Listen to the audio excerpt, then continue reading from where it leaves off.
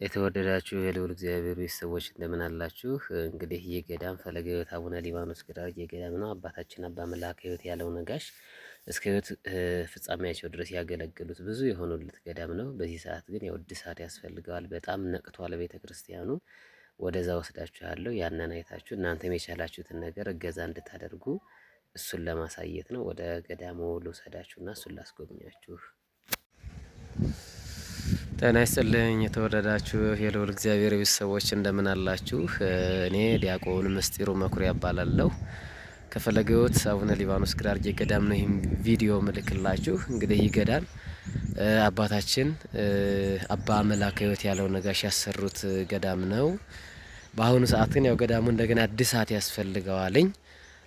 እስኪ ጠጋ እንበልና ይሄ የምትመለከቱት የአቡነ ሊባኖስ ቤተክርስቲያን ነውና በጣም ነቅቷል። በውስጥም በውጭም ነቅቷልኝ። እስኪ የነቀውን አካል ጠጋ ብለን ወደዛ እንየውና እድሳት የሚያስፈልገው ይሄ ጉዳይ መሆኑን እንመለከታለን። እንግዲህ እንደምትመለከቱት ይሄ የነቃው ክፍል ነው። እንደምታዩት ይሄ ካልታደሰ በጣም አስቸጋሪ ነው። በ12ቱም መስኮቶች ዙሪያ በሙሉ እንደዚህ ነቅቷልኝ። ይሄ መሰረቱ የምትመለከቱት ነው። እስከ ጫፍ ድረስ እንደምታዩት ነቅቷል። ይሄው መታደስ ያስፈልገዋል። ይሄው ሌላኛው ክፍል ደግሞ ይሄ ነው።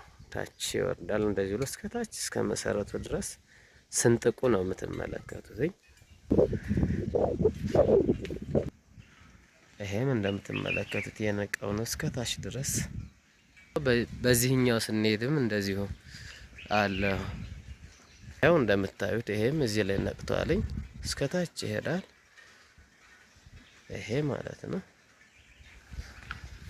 ይሄም እንዲሁ ያው ምናልባት ዙሪያው በሚባል መልኩ ነው ሁሉም እንደምትመለከቱት። በተለይ በዚህኛው ገጥ መሰረቱ ላይ በጣም ተናግቷልኝ። ይሄ መሰረቱ ነው። በቃ ይሄ እንደምትመለከቱት የነቀው ይሄ መሰረቱ ነው እንደምታዩት። አዎ ይሄ መሰረቱ ደግሞ እንግዲህ ቅድሚያ የሚያስፈልገው ይሄ ነው። እዚህ ላይም እንደምትመለከቱት የነቃው ክፍል ይሄው። ይሄኛው ላይም እንዲሁ ማለት ነው። በተለይ ይሄኛው በቃ እንደዚህ ብሎ እስከ ታች ይወርዳል። ከዛ እንደዚህ ደግሞ ይሄዳል። ይሄው እጀን ተከትላችሁ የምትመለከቱት ይሄዳል እስከ ጫፍ ድረስ ማለት ነው።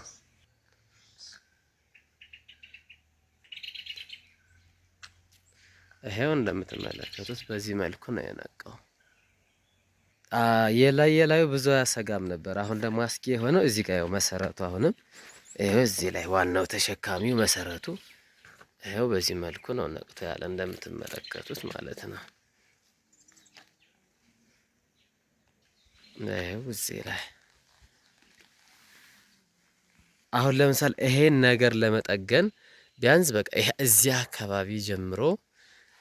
አካባቢ ጀምሮ መቦርቦር አለበት። እንደገና ይሄ ዙሪያው ተቆፍቁፎ እንደገና ይሄ ተነስቶ ማለት ነው። ይሄ ተነስቶ ነው የሚሞላው እንደገና ሲሰራ የነቃው አካባቢ ተነስቶ ማለት ነው። ቢያንስ የተወሰነ 1 ሜትር ያህል ስፋት ይኖረዋል የሚቆፈቆፈው ዙሪያውን። ይሄ አካባቢ እንዳለ ተቆፍቁፎ ከላይ እስከታች ማለት ነው የሚሰራው ማለት ነው።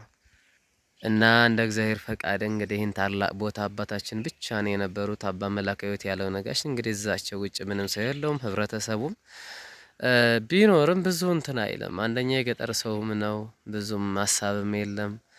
የተወሰነ ሰው ነው የሚመጣውን ቤተክርስቲያን ብዙ ያን ያህልም አይደለም። ግን በቻልነው መጠን እኛም እናንተ የተወሰነ ነገር ካላችሁና እኛም እንደ እግዚአብሔር ፈቃድ እናስተባብራለን። እስኪ ያለውን ነገር ጉዳቱን ላሳያችሁ ብዬ ነው። እግዚአብሔር ይስጥልኝ። እንግዲህ ያለውን ሁኔታ እኔ እየተከታተልኩ እዛው ስለሆንኩኝ አደርሳለሁ። እግዚአብሔር ይስጥልኝ።